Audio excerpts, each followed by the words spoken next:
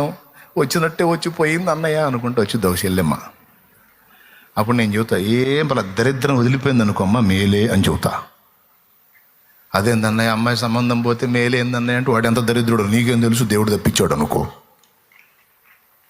అనుకో అంతే. మేలే అందలేదు మేలే, రాలేదు మేలే, కాలేదు మేలే, జరగలేదు మేలే. 8,000 జాబ్ రాలా నా బతుకు అన్నా, చీనా బతుకు అన్నాడు ఒక తమ్ముడు వచ్చి. మేలే అన్నా నేను. ఏ మేలన్నా 8,000 ఉద్యోగం రాలేదని నేను ఎడుతుంటే మేలంట.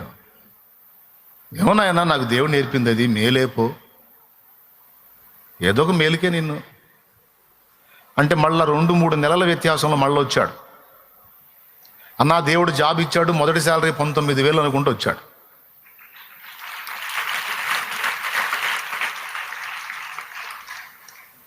ఇప్పుడు దాదాపు ₹1,00,000 తీసుకునే స్థాయికి వెళ్ళిపోయాడు.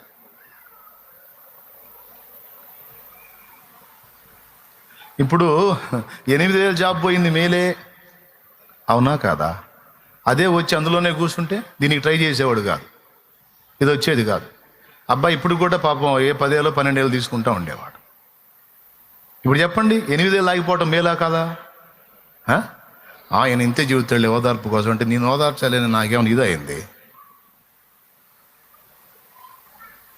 నేను చెబుతున్నా, దేవుడు నాకు బాధ్యత ఇచ్చాడు చెప్తున్నాను నేను.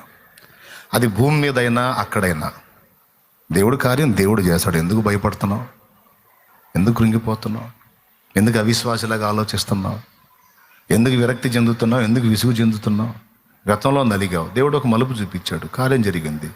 ఇప్పుడు ఇంకొక మలుపులో శోధన వచ్చిందా, ఇంకొక టర్నింగ్ తీసుకుంటాడు దేవుడు. ఓపికతో ఆయన దగ్గర కాచుకో.